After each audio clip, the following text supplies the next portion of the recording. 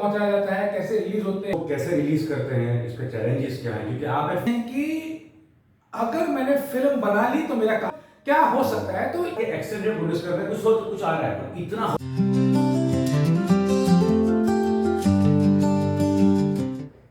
नमस्कार दोस्तों, मैं विराट दुलिया स्वागत करता हूं आपका हमारे पॉडकास्ट इंडियन कथाकार पे। मेरे साथ है तपन पटनी जो कि एक फिल्म क्रिटिक और असिस्टेंट डायरेक्टर हैं, और मैं हूं एक इंडिपेंडेंट फिल्म मेकर। आप वो इंडिपेंडेंट फिल्म मेकर। हाँ, तो क्या होता क्या इंडिपेंडेंट सिनेमा? आजकल ये टर्म बहुत सुनने मिला है, हमको सब सिनेमा ही समझ में आता है। इंडिपेंडेंट सिनेमा क्या है? इंडिपेंडेंट सिनेमा ऐसा सिनेमा होता है जिसे बिना किसी नोन प्रोडक्शन हाउस या स्टूडियो के बैकिंग के बिना बनाया जाता है।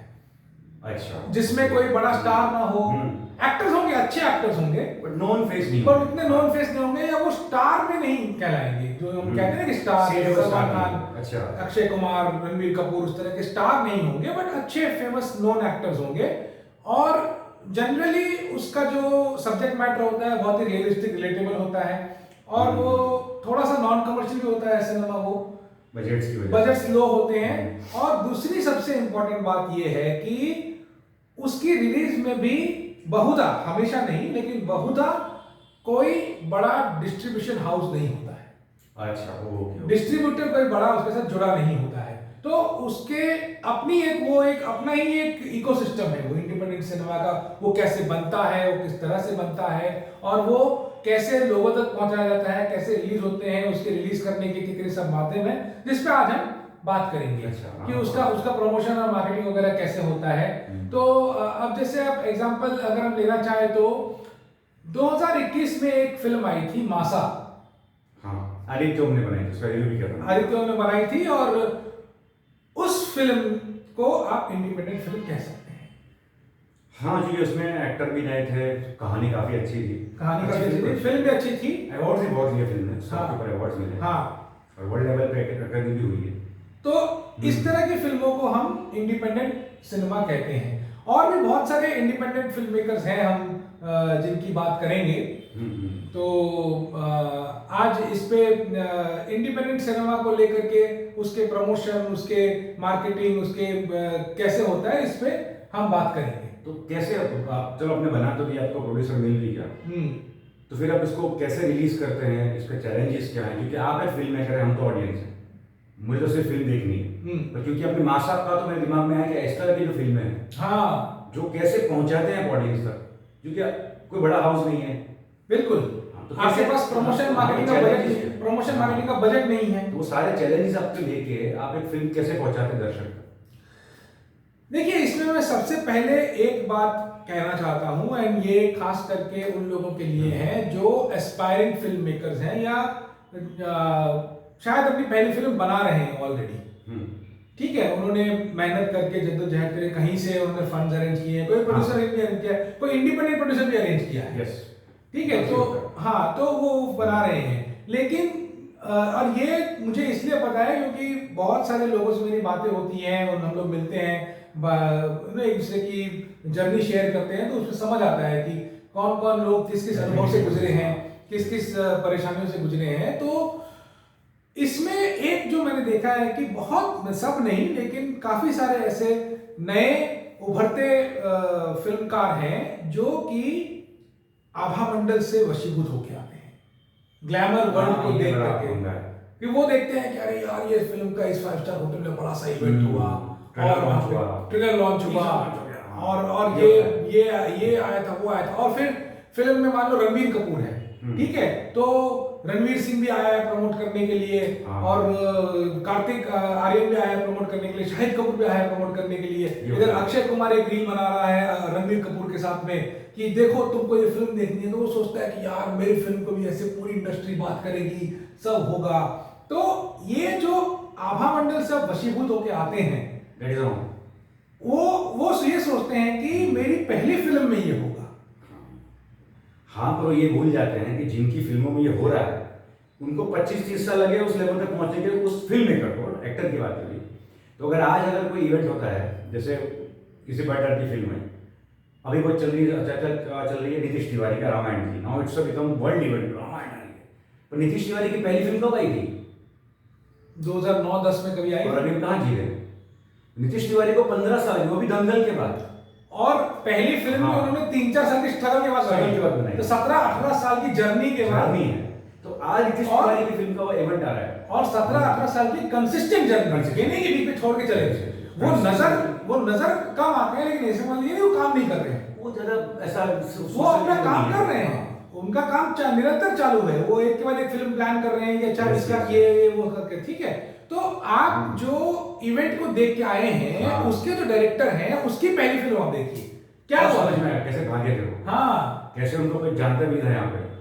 और एक और बात इसमें कहना चाहता हूँ कि अब देखिए, हम लोग सब विक्रम भट्ट को जानते हैं, फेमस डायरेक्टर, बहुत अच्छी फिल्म उन्होंने बनाई है, लेकिन वो भी अपने फेसबुक पोस्ट पे अपने चैलेंजेस के बारे में लिखते हैं, हमेशा लिखते हैं और ओपनली एक्सेप्ट करते हैं कि भाई ये मेरे से गलती हो गई, मैंने ये सीखा, आप मत करो इसमें से। तो उनकी भी एक जर्नी रही है कि उन्होंने जब फिल्में बनाई, जब उन्होंने अभी हाल ही में एक पोस्ट लिखा था कि जब रास बनाने चले थे तो लोगों ने उनका मजाक उड़ाया था, हाँ लिख रहे हैं वो पोस्ट में कि आई वाज रिडिक्यूल्ड, तो पता ही नहीं था कि जॉन फिल्म चल सकती है, हाँ क्यों बना रहे हो भाई, रोमांस चल रहा है मार्केट में, आराम से गाने चल रहे हैं, क्योंकि लोग उसको 80s के हॉरर के साथ कंपेयर करते थे, आराम से ब्रदर, हाँ कि वो डरावनी हवेली और वो राज ऐसा कल्ट बना कि सारे फिल्म मेकर्स में घुस गए, सब उसको रामू ने बनाई, बहुत अच्छी फिल्म थी, बट मतलब राम गोपाल वर्मा भी उसमें आया नहीं, और फिल्म मेकर्स है, सबको सडनली रियलाइज हुआ कि उनका फिल्म बनाया, हॉरर जॉनर है, हाँ तो रीडिस्कवर किया एक्चुअली, बिल्कुल रीब्रांड किया उसको, रीडिस्कवर भी किया, रीब्रांड भी किया, दोनों किया। और ये गाने वाने से लेके विक्रम भट्ट ने बता दिया कि एक अच्छा सिनेमा है, उसको जाने की जरूरत नहीं है, हाँ अब भूत से भूत ही मत दिखाओ, उसे भूत कितना कम दिखता है, दिखता ही नहीं है, और जो डर है, माहौल का डर, हाँ कहानी में वो डर है कि वो मतलब वो जो किरदार है, जो डिनो मोरिया का किरदार है, वो सोच रहा है कि मतलब कब मेरे पे हमला होगा, वो स्कैरी थॉट्स चला है, हाँ तो वो चीज है ना। चलिए ये तो हो गया, लेकिन अगर इंडिपेंडेंट फिल्म मेकर है, उस पर प्रोड्यूसर मिल गया, फिल्म बन गई, हाँ तो मैं उसी बात को कंप्लीट कर देता हूँ, बीच में थोड़ा सा इधर हो गए। तो बहुत सारे लोग सोचते हैं कि अगर मैंने फिल्म बना ली तो मेरा काम हो गया, तो वो जो प्लानिंग करते हैं ना, तैयारी करते हैं, वो सिर्फ फिल्म बनाने तक ही करते हैं, और वो उनका ये मानना होता है या उनके मन में ये एक धारणा होती है जो कि आगे चल के उनको समझ आता है कि ये धारणा गलत थी, और वो उसको बहुत ही हार्ड वे में सीखते हैं। तो सब लोग हार्ड वे में ना सीखे, इसलिए आज हम ये पॉडकास्ट कर रहे हैं कि भाई मेरे फिल्म अपने आप रिलीज नहीं होती है, ऑटोमेटिकली रिलीज नहीं होती है, फिल्म को आपको रिलीज करने के लिए आपके पास बजट होना चाहिए, और आपके पास वैसी बैकिंग होनी चाहिए, और साथ ही साथ आपके साथ ऐसे लोग होने चाहिए जिन्होंने वो प्रोसेस देखा हुआ हो, जिनको उस प्रोसेस के चैलेंजेस पता हो। तो आप बात करो लोगों से, अपने सर्कल में कहीं से भी किसने फिल्म बनाई है, रिलीज की है, क्या होता है, पूरी चीजों को समझो, क्योंकि छोटी छोटी इतनी सारी इसमें स्टेप्स हैं। अब मैं अगर मासाब की बात करूं तो मासाब के जो एक्टर है शिवा सूर्यवंशी, वो उन्होंने एक तरह से उस फिल्म के को राइटर भी है, उन्होंने स्क्रिप्ट भी उसकी लिखी है, और बहुत से कम लोगों को पता होगा, लेकिन उन्होंने बहुत भागदौड़ की है फिल्म को बनाने और रिलीज करने का, बैक ऑफ द कैमरा कह रहे हैं, विदाउट बिहाइंड द सीन्स, क्योंकि उनको पता था कि चैलेंजेस क्या है, वो देख चुके थे क्या स्ट्रगल होता है। तो उन्होंने जब मुझे बताई अपनी जर्नी, मेरी उनसे बात हुई उन्होंने, तो मुझे लगा इसमें तो अनगिनत हिडन स्टेप्स हैं। अच्छा ये भी होता है, ये भी करना पड़ता है हमको, भले बताओ। हाँ एक बार तो ऐसा हुआ कि इमरजेंसी में उनको मासाब का प्रिंट प्लेन से भेजना पड़ा, फ्लाइट का पूरा खर्चा ये वो सब अरेंज करना, मतलब कैसे भी किया। तो इसमें ये एक किस्सा है जो उस फिल्म में हुआ था, ऐसा बहुत कुछ आते हैं। मैं उदाहरण दे रहा हूं कि मतलब क्या हो सकता है। तो और ये ऐसे चैलेंजेस होंगे जो अनफोर्सीन तो हैं ही, अनफादमेबल भी है, आप सोच भी नहीं सकते कि ऐसा कोई चैलेंज आ सकता है मेरी लाइफ में। और क्योंकि आप इंडिपेंडेंट फिल्म मेकर हैं, आपके पास फाइनेंशियल कैपेसिटी भी नहीं है तरह फेस करने। बिल्कुल। और आप जब फिल्म बना के बिना तैयारी के रिलीज में पहुंच जाते हो, तो आप यूं समझो कि आप समुद्री तूफान में बीच मझधार में खड़े हो। हाँ, क्योंकि आपको नहीं पता आपके साथ क्या क्या रिलीज हो रहा है। हाँ, बड़े लोग तैयार बैठे हैं और फिल्म लेके, आपको शोज नहीं मिल रहे हैं, शोज नहीं मिलते हैं, शोज नहीं मिल रहे हैं, या आपका शो रख देंगे वो सुबह 8 बजे, या एक ही शो मिलेगा रात को 11 बजे। अब वैसे ही आपकी फिल्म में कोई बड़ा स्टार नहीं है तो लोगों के देखने की पॉसिबिलिटी कम है। उसमें भी सुबह 8 बजे कौन आके देखने वाला है? कोई नहीं आके देखने वाला। शायद इसलिए independent film makers film festival route पकड़ते हैं। हाँ, ये बहुत अच्छी बात कही आपने कि फिल्म फेस्टिवल्स भी एक रूट है जिसमें आप अपनी फिल्म को बना के फिल्म फेस्टिवल भेजो, लेकिन उसकी भी जर्नी को समझना जरूरी है। अच्छा, ओके। आप ये समझो कि कोई भी फिल्म फेस्टिवल लगभग 6 से 8 महीना चलता है। मतलब वो पहले 5-6 महीने पहले एंट्रीज लेना चालू करते हैं, फिर 2-3 महीने उनकी ज्यूरी होती है, वो देखेगी, फिर वो सिलेक्ट करेगी, फिर उसके 2-3 महीने के बाद में इवेंट होगा। तो और ये ओवरलैप होता है कि एक फिल्म फेस्टिवल अभी ये कर रहा है, फिर 2 महीने दूसरा फिल्म फेस्टिवल हो रहा है। तो अगर आप अपनी फिल्म को फिल्म फेस्टिवल में चला रहे हो तो उसका 2 से 2.5 साल आप मान के चलो। 2 से 2.5 साल आपकी फिल्म जो फेस्टिवल्स में घूमेगी, और अगर आपकी फिल्म अच्छी बनी है और आपकी किस्मत अच्छी है तो आपको कुछ फेस्टिवल में थोड़ा रिकॉग्निशन मिल सकता है। कहीं बेस्ट एक्टर का अवार्ड मिल गया, कहीं पर कैश प्राइजेस होते हैं, कहीं बेस्ट फिल्म का अवार्ड मिल गया, कहीं बेस्ट एडिटिंग का अवार्ड मिल गया, कुछ मिल गया। तो उसके 2 फायदे होंगे। एक तो आपको कुछ पैसे मिलेंगे, तो आपकी फिल्म का कुछ रिटर्न आ गया, कैश प्राइस, क्योंकि कुछ फेस्टिवल्स के बहुत अच्छे कैश प्राइजेस हैं। दूसरा, मीडिया आपकी फिल्म के बारे में लिखेगी, जो फिल्म जर्नलिस्ट हैं। कम से कम एक पिक्चर लाइमलाइट में तो आए, तो मीडिया में आएगी, फिल्म की बात होगी, फिल्म का एक तरह से प्रमोशन हो जाएगा। तो ये एक तरह का इनडायरेक्ट प्रमोशन टेक्निक है कि आप फिल्म फेस्टिवल में भेजो वहां पे, लेकिन वो भी एक तरह से ना, मतलब वो लॉटरी वाली बात है। हाँ, हो सकता है आपकी फिल्म सिलेक्ट ना हो सकता है आपकी फिल्म अच्छी थी फिर भी सिलेक्ट ना हो, क्योंकि आपसे अच्छी फिल्म और फिल्म वहां पर है उस वक्त। हाँ, या आपकी फिल्म बाकी सब फिल्मों जितनी अच्छी है लेकिन दूसरे कुछ फैक्टर आ गए बीच में, हो सकता है। बहुत सारे होती हैं, बहुत सब चीजें हम यहाँ पे नहीं कह सकते हैं, लेकिन बहुत सारी चीजें होती हैं। तो उसमें भी आपको वो एक तरह से जुआ खेलना ही हो गया, मतलब कि आप ट्राई कर रहे हो, आप ट्राई कर रहे हो। And it is the same as releasing a film in theatre. चलेगी नहीं चलेगी किसी को नहीं पता। किसने सोचा था कि शमशेरा फ्लॉप होगी? हाँ, किसने सोचा था 83 फ्लॉप होगी? 83 फ्लॉप होगी, लेकिन वो नहीं चली ना। कुछ 12 फेल हिट होगी। पुष्पा ऐसा होगी, कौन सोचा था? एंड केजीएफ 2 तो ठीक है, केजीएफ 2 था जब केजीएफ 1 आई थी। हाँ, तब एक ही होता कि एक्सेलेंट प्रोड्यूस कर रहा है, कुछ आ रहा है, पर इतना हुआ नहीं था, क्योंकि वो बाद में इतनी हिट हुई तो केजीएफ 2 बिकम अ कल्ट। बिल्कुल बाहुबली जब आई थी 15 में, तब इतना हुआ नहीं था, वो धीरे-धीरे पिक किया उस फिल्म ने। वो पिक किया तो कुछ भी हो सकता है फिल्म, कुछ भी हो सकता है। हाँ, ठीक है। अगर हम शमशेरा की बात करें, आपके साथ वाईआरएफ है, रणबीर कपूर है, संजय दत्त है, ठीक है, और आपका जो प्रीमाइस है फिल्म का ग्रैंड स्केल नहीं, वो पीरियड टाइम का, और वो उस तरह का स्ट्रगल, और कोई एक क्रूअल लैंडलॉर्ड है जो सब पे टॉर्चर कर रहा है, वो बचाने आ रहा है। Everything, biggest director, biggest production house, biggest actor of the generation. Sanjay गाने भी अच्छे थे उसके, बहुत अच्छे थे। कोरियोग्राफी चिनी प्रकाश की, can you imagine? Cinematography the veteran चिनी प्रकाश, बट फिर भी फ्लॉप।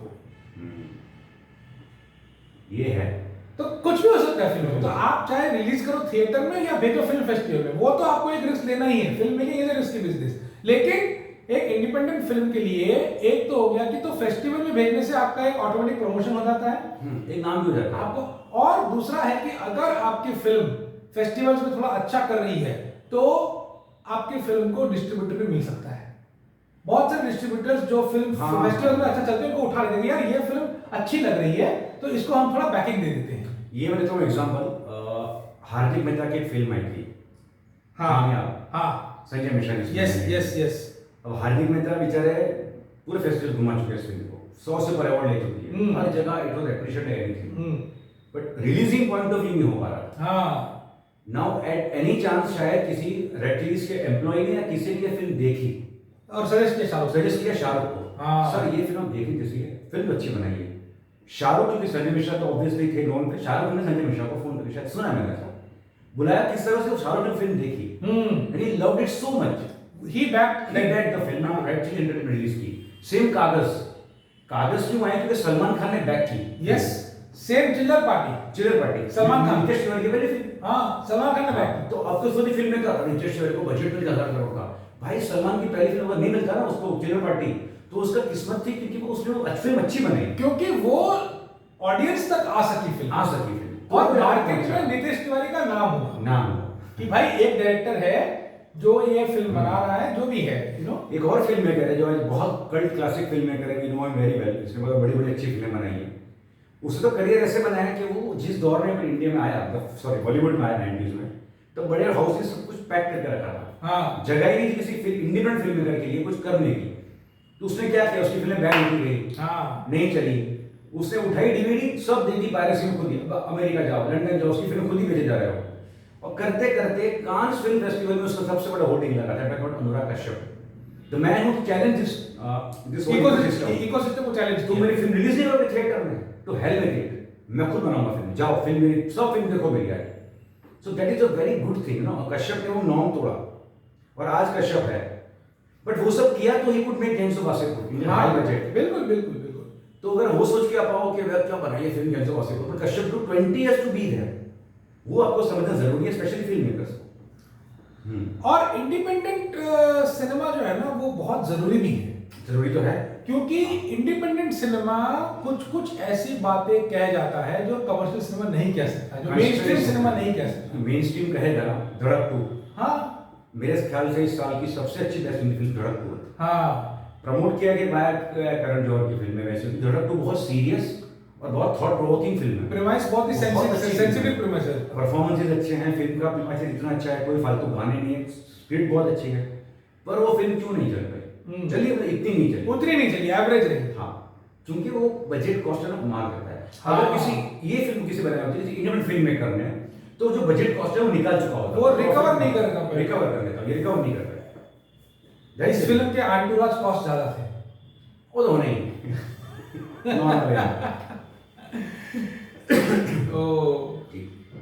तो ये है दोस्तों कि इंडिपेंडेंट फिल्म अपने आप में एक इकोसिस्टम है, इसका अपना एक व्याकरण होता है, एक ग्रामर होता है, और इसको आपको समझना बहुत जरूरी है। और उसके लिए जरूरी है कि आप कम्युनिटी से जुड़े रहें, फिल्म मेकिंग कम्युनिटी से जुड़े रहे, लोगों से बात करते रहे, जो लोग बना चुके हैं उनके अनुभव से सीखें और वो गलतियां ना करें जो उन्होंने की है। और बहुत सारे ऐसे लोग हैं जो खुल के बात कर रहे हैं अपनी गलतियों के बारे में, जैसे मैंने कहा विक्रम भट्ट, वो पोस्ट लिखते हैं, बताते हैं। करण जौहर एक्सेप्टेड, यस हां तक सॉरी कलंक ये पब्लिकली एक्सेप्टेड कि कलंक फ्लॉप होने में मैं जिम्मेदार हूं एक्चुअली। आमिर खान ने ठग्स ऑफ हिंदुस्तान का मल्टीपल टाइम्स बोला है कि भाई ठीक है, हिज ओन फिल्म, हां, लाल सिंह चड्ढा के लिए now he explains very well why it was a flop, हां, and he explanation is okay, hindsight में उन्होंने एनालाइज किया ना कि क्या गलती हुई, हां, कहा उस वक्त शायद किसी और वजह से होता है, इट्स अ फिल्म मेकिंग, ठीक है, वो किसी हाथ में नहीं। तो आप इसको देखिए, समझिए और फिल्म बनाइए, लेकिन पूरी तरह से आभा मंडल से वशीभूत ना रहिए। तो इसी कंक्लूडिंग थॉट के साथ हम आज का वीडियो यहीं समाप्त करते हैं। हमारे साथ जुड़े रहिए, बने रहिए, सिनेमा के टॉपिक पे बात होती रहेगी। चैनल को सब्सक्राइब कीजिए, वीडियो को लाइक और शेयर करें, और जल्दी आपसे फिर से मुलाकात होगी। नमस्कार।